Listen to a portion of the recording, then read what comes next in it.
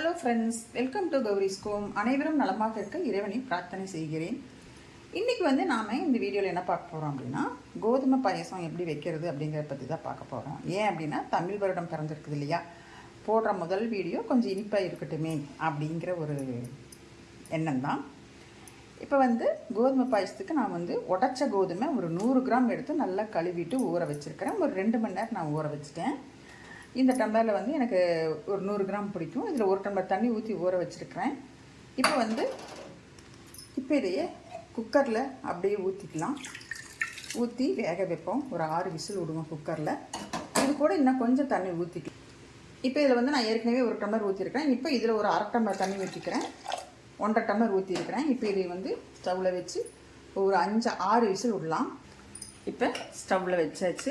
Cooker வச்சு மூடிடலாம். ஒரு 6 விசிலுக்கு அப்புறமா பார்ப்போம். இப்போ இந்த டம்ளரில் நான் 1 டம்ளர் கோதுமை போட்டிருக்கிறோம், உடச்ச கோதுமை. நான் 2 டம்ளர் அந்த மண்டை வெல்லம் எடுத்துக்கிறேன். இல்லை கம்மியாக வேணாலும் நீங்கள் கம்மியாக சர்க்கரை இது போட்டுக்கலாம். மண்டை வெல்லம் அல்லது நாட்டு சர்க்கரை அதை போட்டுக்கலாம். இல்லை அதிகமாக வேணாலும் சேர்த்துக்கலாம். நான் இப்போ இதுக்கு 2 டம்ளர் எடுத்துருக்கிறேன். இதை 2 டம்ளர் அந்த மண்டை வெல்லத்தை இதில் போடுறேன். போட்டுட்டு பாருங்கள், இவ்வளோதான் தண்ணி ஊற்றுறேன். ஊற்றி இதை நம்ம அடுப்பில் வச்சு காய்ச்சுவோம். பாருங்கள், அடுப்பில் வச்சு காய்ச்சிட்ருக்கிறேன். இது பாகு பதம்லாம் தேவையில்லை. அந்த கட்டி கட்டியாக இருக்கிறது கரைஞ்சாலே போதும். நல்லா கரையை காய்ச்சிக்கலாம்.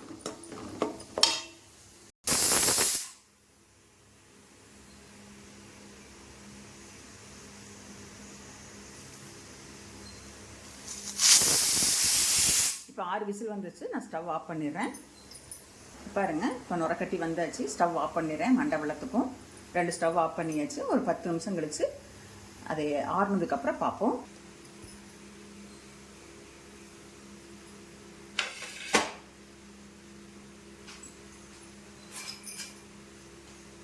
இப்போ இதில் அரை மூடி தேங்காய் இருக்குது. இந்த அரை மூடி தேங்காயை நான் கீத்து போட்டு எடுக்க போகிறேன். எதுக்காக அப்படின்னா, கொஞ்சம் தேங்காய் பால் எடுத்து அது ஊற்றுறதுக்காக. இப்போ இந்த அரை மூடி தேங்காயுமே நான் எடுத்துடுறேன். பாருங்கள், அரை மூடி தேங்காயுமே நான் எடுத்துட்டேன். இப்போ இதில் இது கொஞ்சம் பால் எடுத்துக்கலாம். இதை என்ன பண்ணுறது அப்படிங்கிறத பார்ப்போம்.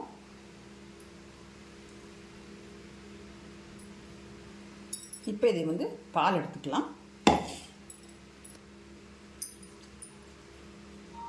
இப்போ இதில் இருக்கிற பால் முதல்ல எடுத்த பால் கொஞ்சம் கெட்டியாக இருக்குது பாருங்கள். இதில் இருக்கிற தேங்காய் பால் கொஞ்சம் தண்ணியாக இருக்கும். 2வது எடுத்த பால் 2 பால் எடுத்து வச்சுருக்கிறேன். இப்போ அந்த விசில் அதாவது அந்த இது இருக்குல்ல, கேஸ் இருக்கும் இல்லையா, அது வெளில போயிடுச்சு. குக்கர் ஓப்பன் பண்ணியாச்சு.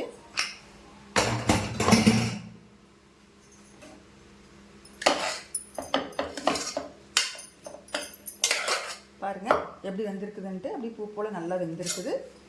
இதுக்கு நான் 1.5 டம்ளர் தண்ணி ஊற்றினேன். 1 டம்ளர் அந்த கோதுமை ரவை, உடச்ச கோதுமை ரவை 1.5 டம்ளர் தண்ணி ஊற்றிருக்கிறேன். அப்படி சாதம் மாதிரி ஆயிடுச்சு. சரிங்களா? இப்போ இதில் நான் அந்த மண்டை வெல்லம் காய்ச்சி வச்சுருக்கேன் இல்லையா, அதை நான் வடிகட்டுறேன். வடிகட்டி அப்படியே ஊற்றுறேன்.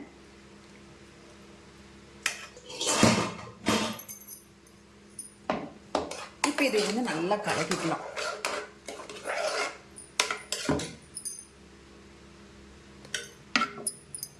பாருங்க, இப்போ இதை நான் நல்லா கலக்கிட்டேன்.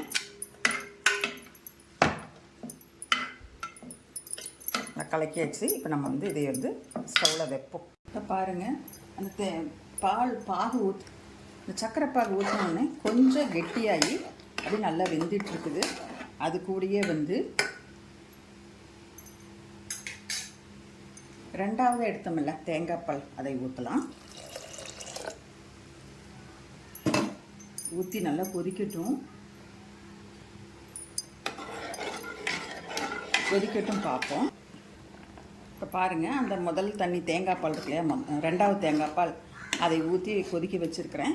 கொஞ்சம் நல்லா அப்படியே கொதிக்குது. அப்படியே கொஞ்சம் பாகு லைட்டாக கெட்டியாகி கொதிக்குது. இப்போது நம்ம முதல்ல எடுத்து வச்சோம் இல்லையா, அந்த தேங்காய் பாலையும் ஊற்றலாம். பாதி வச்சுட்டேன். தண்ணியாக இருந்ததுன்னா என்ன பண்ணுறதுன்ட்டு பார்த்துட்டு அப்புறம் வேணும்னா நம்ம ஊற்றிக்கலாம். இப்போ கொதிக்கட்டு பார்ப்போம். இது ஒரு 2 நிமிஷம் கொதிக்கட்டும். பாருங்கள், நல்லா கொதித்து நல்ல மனம் அப்படி வருது. இப்போ இதில் நீங்கள் கொஞ்சம் சக்கரை பத்தலைன்னா கூட நீங்கள் ஏதாவது கொஞ்சம் சேர்த்திக்கலாம். ஏதாவது நாட்டு சக்கரை அந்த மாதிரி கூட போட்டுக்கலாம். இல்லை மண்டவல் ஏதாவது இருந்தால் கூட போட்டுக்கலாம், பார்த்து போட்டுக்கலாம். இல்லை சக்கரை அதே போதும் அப்படின்னா நீங்கள் அப்படியே விட்டுருங்க. இப்போ இது வந்து இப்படி இறக்கி நான் வைக்க போகிறேன். இறக்கி வச்சுட்டு இப்போ இதில் உங்களுக்கு தேவையான அளவுக்கு நெய் ஊற்றிக்கோங்க. நான் கொஞ்சமாக ஊற்றிருக்கிறேன். முதல்ல முந்திரி கொஞ்சம் நெய் ஊற்றி முந்திரி போட்டுக்கிறேன். உங்களுக்கு தேவையான அளவு நீங்கள் நெய் ஊற்றிக்கோங்க. முந்திரியும் அதே மாதிரி உங்களுக்கு தேவையான முந்திரி, பாதாம், அந்த மாதிரி என்ன நட்ஸ் வேணாலும் நீங்கள் போட்டுக்கலாம். திராட்சை. ஸ்டவ்வை சிம்மில் வச்சுக்கோங்க. கருகீரான்னு பார்த்துக்கோங்க. வறுத்தது போதும். இப்போ முந்திரி திராட்சை எடுத்து வறுத்தாச்சு.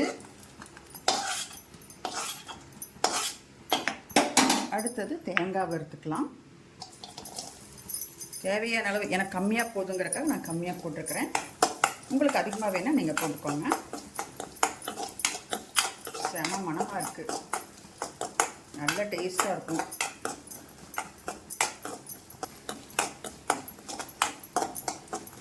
போதும், இந்த பதத்துக்கு வறுத்தாலே போதும். வறுத்தாச்சு. இப்போ நம்ம ஸ்டவ் ஆஃப் பண்ணிவிட்டு இந்த வறுத்த தேங்காய் நெய்யோடு அப்படியே உள்ளே கொட்டிக்கலாம்.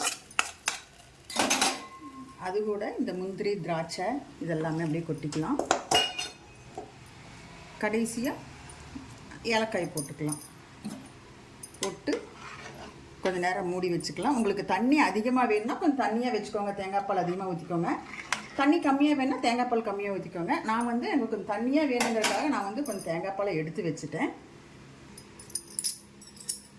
சாரி தானே கேட்டு. கோதுமை பாயசம் இப்போ வந்து ரெடி ஆகிருச்சு. இந்த ரெசிபி வந்து உங்களுக்கெல்லாம் பிடிச்சிருக்கும் அப்படின்னு நினைக்கிறேன். இந்த மாதிரி செஞ்சு கொடுங்க. குழந்தைங்களாம் நல்லா விரும்பி சாப்பிடுவாங்க. தேங்காய் பால் வந்து உடம்புக்கு ரொம்ப சத்து. இந்த வீடியோ பிடிச்சிருந்ததுன்னா எனக்கு ஒரு லைக் பண்ணுங்கள், ஷேர் பண்ணுங்கள், அப்படியே கமெண்ட் பண்ணுங்கள். கவிஸ்கம் சேனலை சப்ஸ்கிரைப் பண்ணிவிட்டு பாருங்கள்.